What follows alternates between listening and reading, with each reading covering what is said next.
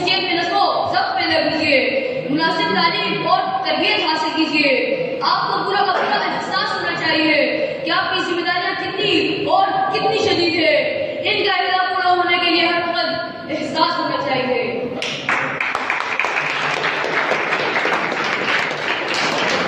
तलबा को अपनी जिम्मेदारी निभाने के लिए दिल में एहसास होना चाहिए। एहसास जिम्मेदारी जब तक इनमें पैदा न होगा वो किसी काम में कामयाबी हासिल न कर सकेंगे।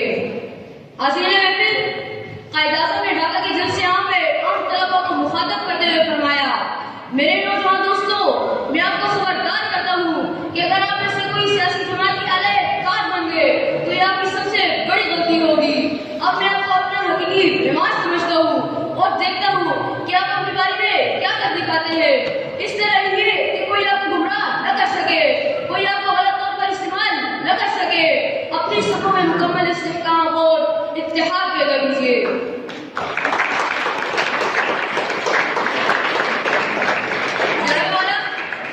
कायद-ए-आज़म अक्सर तालीमी इदारों में जाकर तलबा से मिलते और उनके ख्यालात सुनते। जो जवानों में कमजोरियां पाई जाती इनका जिक्र अपनी तकारीर में करते थे। ढाका की यूनिवर्सिटी में जलसे तक़सीम असनाद में खिताब करते हुए वो अशराफ अल्फाज में बताया, मैं चाहता हूँ कि आपकी तवज्जो, आपका जहन, आपके मकासद और आपकी तमन्ना करो दूसरे रास्तों, दूसरे मैदानों और दूसरी मनासिब की तरफ होना चाहिए।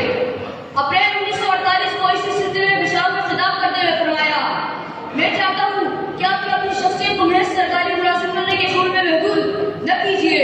अब नए मैदान, नए रास्ते और नई मुलाजिमत आपकी मुंतज़िर है। साइंस, तिजारत, सनअत और फन तालीम के शोबे आपकी तवज्जो और तजस्सुस का मुहताज है। कायद-ए-आज़म के बताए हुए उसूल आज भी हमारी राह मुश्किल है और हमारा फर्ज है कि मुल्क को मिल्लत की खिदमत करे और मुल्क को मिल्लत के लिए अपने हकीकी मानों में असासा बने और उनपे खुद खिदमत में शाद बने।